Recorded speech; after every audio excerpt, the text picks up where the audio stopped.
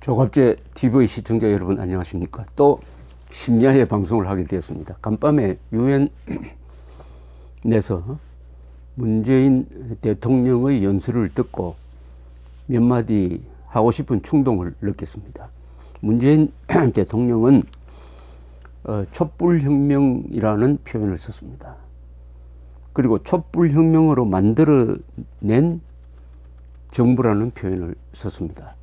이것은 헌법 위반입니다. 사실이 아닙니다. 촛불혁명이 만들어낸 정부라면 그것은 쿠데타 또는 민중 폭동에 의해서 이루어진 정부처럼 그것은 헌법 위반입니다. 우리나라 헌법 어디에 혁명으로 정권을 바꾸라고 되어 있습니까? 선거를 통해서 바꾸지. 문재인 대통령은 대통령 선거를 통해서 당선된 사람입니다. 촛불혁명을 통해서 당선된 사람이 아니에요. 그런데 어떻게 대한민국 정부를 혁명정부라고 규정할 수가 있습니까? 그리고 이 촛불혁명에 대해서 너무나 많은 자화자찬과 미화가 있습니다. 촛불혁명이야말로 유엔 정신의 빛나는 성취라고 했습니다. 아니, 유엔 정신이 뭡니까? 인류의 공영, 자유, 평등, 박애,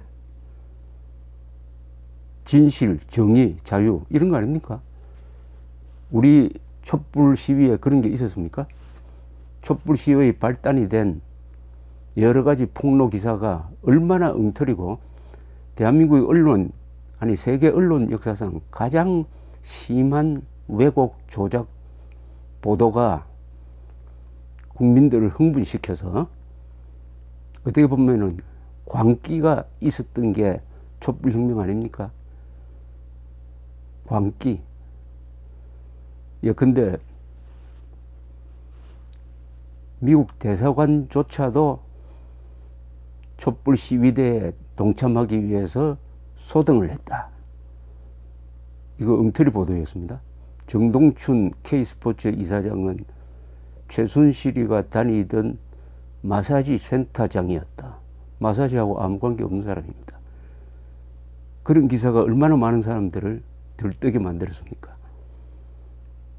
이런 언론의 거의 광기 어린 과장, 선동이 국민들을 오도한 면이 없습니까?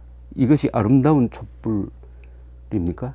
그리고 얼마나 무리한 수사와 재판이 지금 진행 중에 있습니까? 전직 대통령을 파면하는데 그치지 않고 지금 구속수사에다가 구속재판을 하고 있다는 게 이게 아름다운 촛불혁명의 결과입니까? 저는 이해할 수가 없습니다. 더구나 촛불혁명 정부란 표현, 촛불혁명이 만들어낸 정부란 표현은 절대로 대통령이 해서는 안 될 말입니다. 대통령은 헌법을 지키는 사람입니다. 헌법이란 눈밖에 가져서는 안 됩니다. 어떻게 촛불혁명은 민주주의와 헌법을 회복하는 운동이 될 수 있습니까? 촛불혁명이라면 그게 민주주의와 헌법을 파괴하는 것이죠.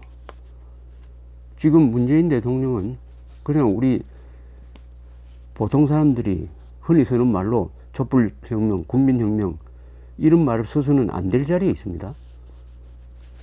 헌법에서 벗어나는 말은 절대로 해서는 안 되는 분인데 이번 연설에서 헌법과 맞지 않는 말을 이것뿐만 한 게 아닙니다. 인위적 통일을 추진하지 않겠다. 흡수 통일을 추진하지 않겠다. 이것은 헌법 위반입니다. 우리 헌법 제4조는 대한민국은 자유민주적 기본 질서에 입각한 평화적 통일을 추진한다라고 반드시 명시되어 있습니다. 헌법으로부터 평화적 자유 통일을 하라는 명령을 받은 사람이 인위적 흡수 통일을 안 하겠다고 한다면 이 이상의 헌법 위반이 어디 있습니까? 대한민국은 자유 통일이라는 궁극적 목표를 가지고 있는 공동체인 것입니다. 그리고 그것보다도 무엇보다도 이 연설에서 가장 큰 오류가 있습니다. 아니, 오류가 아닙니다. 이건 왜곡입니다. 어느 대목이냐? 제가 한번 읽어보겠습니다. 문재인 대통령이 나는 전쟁 중에 피난지에서 태어났습니다. 내전이면서 국제전이기도 했던 그 전쟁은 수많은 사람들의 삶을 파괴했습니다. 아니 6.25가 내전입니까? 아니 한국전쟁이 내전입니까? 내전이라고 주장하는 사람이 있었어요. 그것은 얼치기 학자들, 좌파들 어떻게 하든지 김일성의 남침을 덮어주려고 했던 사람들이 한국전쟁은 내전의 확대였다. 즉 좌우익 대결과 남북한의 국제적 충돌 그게 확대돼 가지고 전쟁이 일어났기 때문에 이것은 북한의 잘못이 아니다. 북한 남한 다 잘못했다. 이런 식으로 빠져나가기 위해서 만든 게 내전설입니다. 내전설. 내전설을 주장을 하려면은 국군이 북한을 치기 위해서 먼저 북한을 때렸다는 이런 증거가 있든지 아니면은 거기에 대응해서 북한군이 남한을 쳤다든지 하는 그런 증거가 있든지 완전히 우리끼리의 그러니까 남북한끼리의 이 대결 과정에서 이게 확대돼 가지고 큰 전쟁이 일어났다는 설명이 되어야 할 거 아닙니까? 그런데 이 전쟁의 비밀은 이미 다 밝혀졌지 않습니까? 특히 소련에서 자료가 나오고 모든 문서가 다 공개되면서 내전설은 사라져 버렸습니다.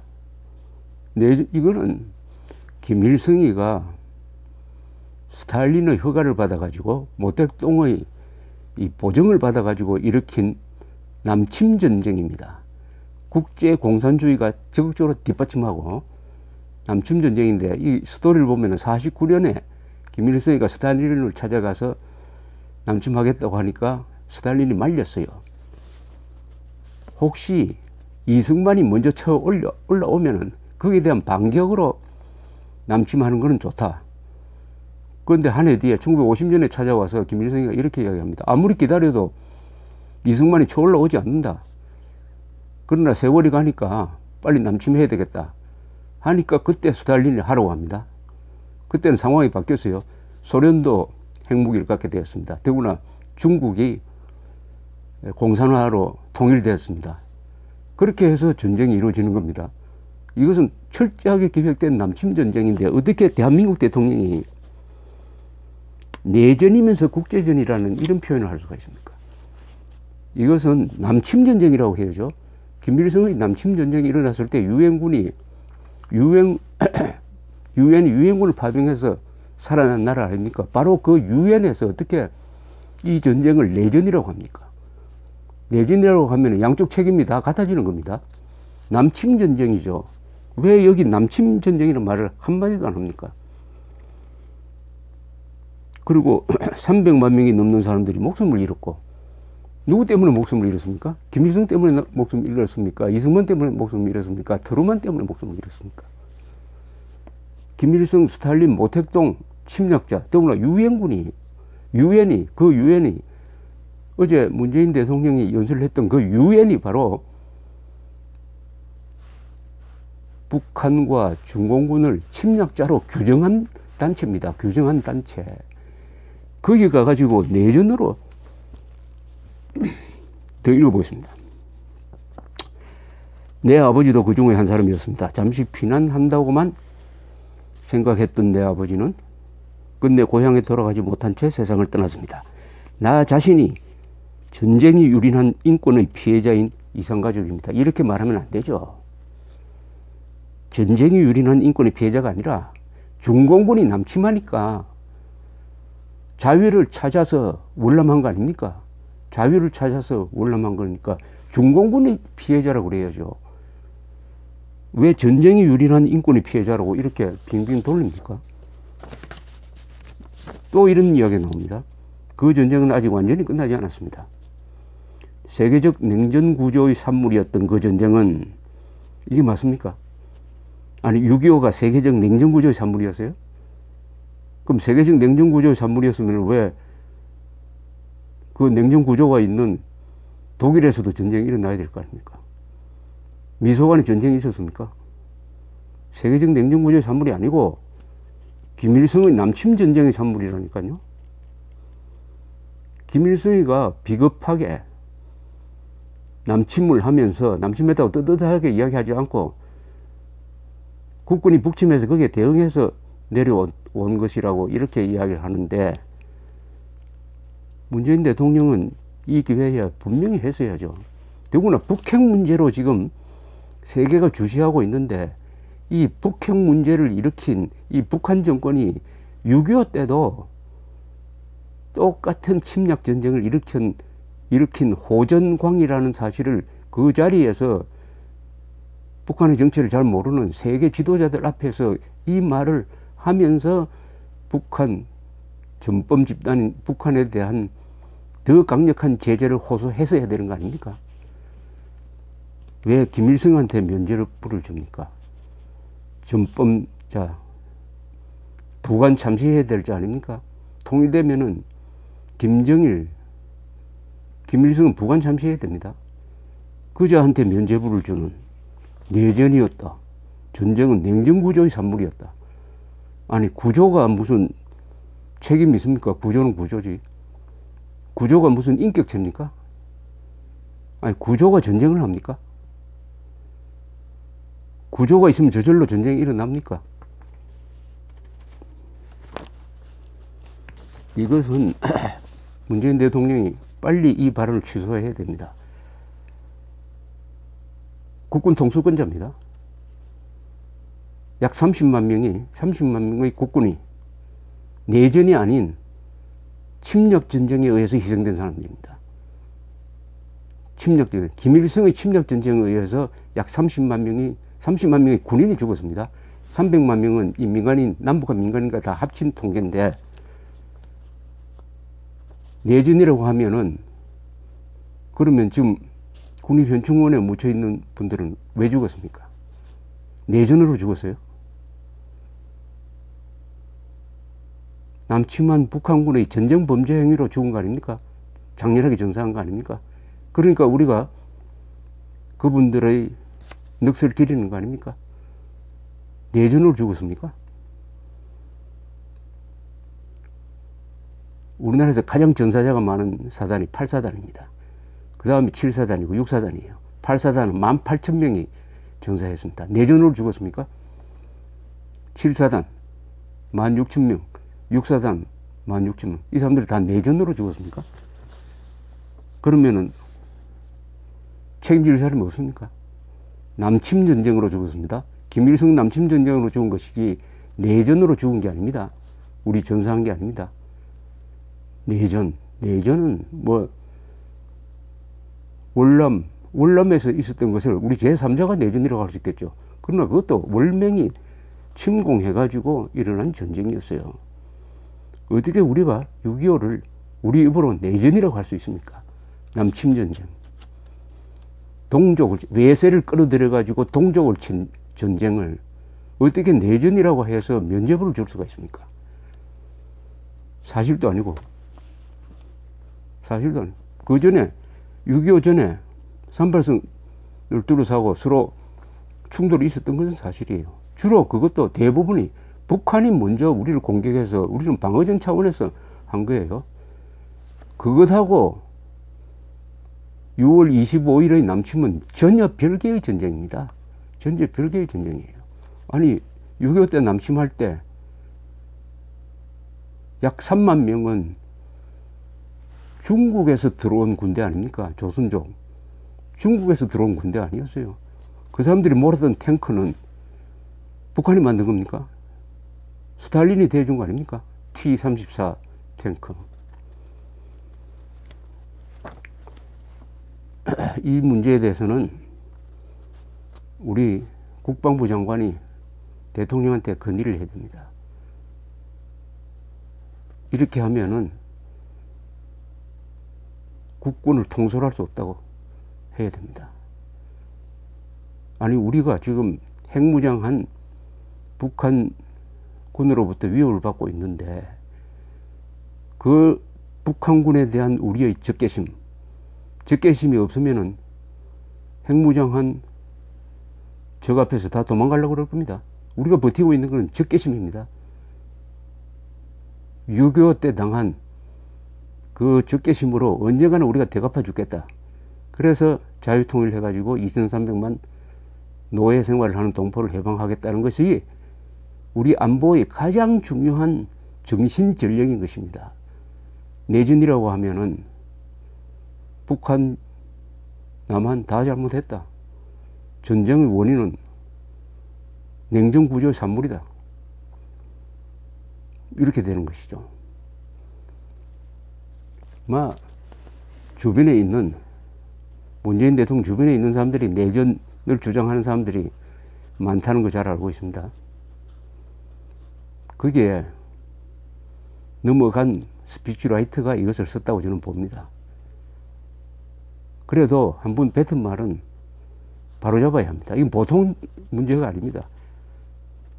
1948년 8월 15일을 대한민국 건국으로 보지 않는 것과 똑같은 큰 실수입니다. 이거는 대한민국 대통령이 해서는 안 될 이야기입니다.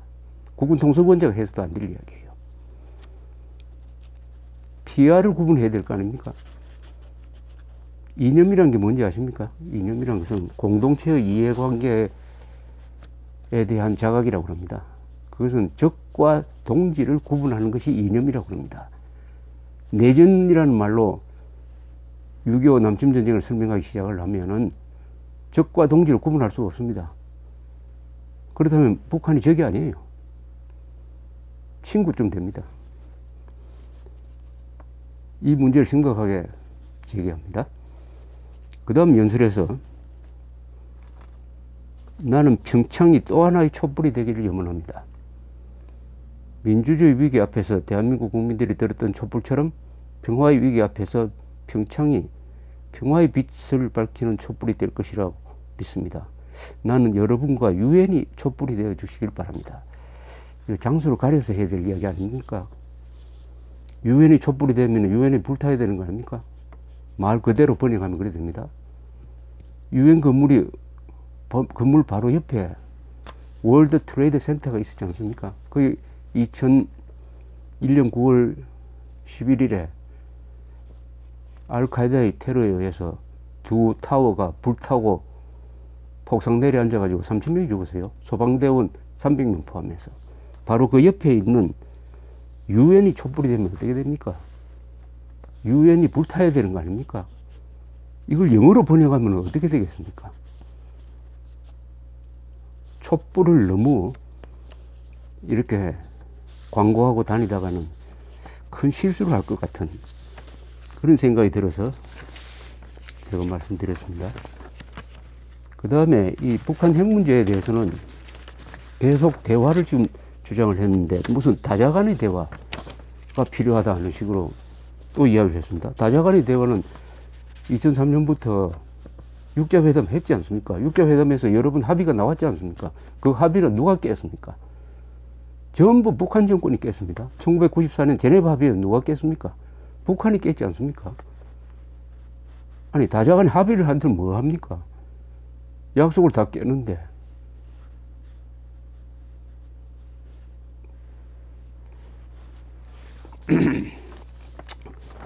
또 레이건 대통령의 말을 인용을 했군요. 평화는 분쟁이 없는 상태가 아니라 분쟁을 평화로운 방법으로 다루는 능력을 의미한다. 이거 레이건이 이런 말을 했다고 어디서 찾아서 인용을 했는데 레이건이 어떤 사람입니까? 레이건은 대소 압박 정책을 편 사람입니다. 그러니까 또 별도의 전쟁이라고 그래가지고 완벽한 핵미사일 방어망을 건설하려고 하니까 소련이 공포에 질렸어요. 자기들은 그런 방어망 만들 수 없다. 그럼 어떻게 되느냐? 소련의 핵무기는 고철덩어리가 된다. 이래서는 안 되겠다. 고민하다가 지금 미국과 군비 경쟁할 시절이 아니다. 우리도 개혁 개방해야 된다. 그때 등장한 사람이 고르바초프입니다. 그 개혁 개방을 하는 과정에서 소련이 총 한 방 안 쏘고 무너져 내린 겁니다. 그것을 유도한 사람이 레이건 대통령입니다. 아니 레이건 대통령이 언제 분쟁을 평화적으로만 해결해야 된다고 이야기했습니까? 레이건 대통령이 한 이야기가 유명한 이야기가 많지만은 중요한 게 협상을 하더라도 강한 입장에서 해야 된다. 항상 이런 걸 강조를 했습니다. 힘의 외교를 주장한 사람인데 이 레이건 대통령을 인용을 해가지고 분쟁을 평화적으로 해결해야 된다. 아니 분쟁을 평화적으로 해결할 수 없으니까 지금 경제 제재하고 군사적 옵션이 나오는 거 아니겠습니까? 이게 잘못 인용을 했습니다. 더구나 미국 사람들, 그 레이건을 존경하는 트럼프가 이 이야기를 들었으면 고개를 갸우뚱하지 않을까 이렇게 생각합니다. 평창올림픽 개회식에 입장하는 북한 선수단, 뜨겁게 환영하는 남북 공동응원단, 세계인들의 환한 얼굴들을 상상하면서 나는 가슴이 뜨거워진다. 지금 이런데 이건 일종의 정치적 쇼 하겠다는 거 아닙니까? 아니 남북 공동응원단이 만들어지든 북한 팀이 오든 그게 북한 핵 문제에 무슨 도움이 됩니까? 핵 문제 해결에 도움이 됩니까?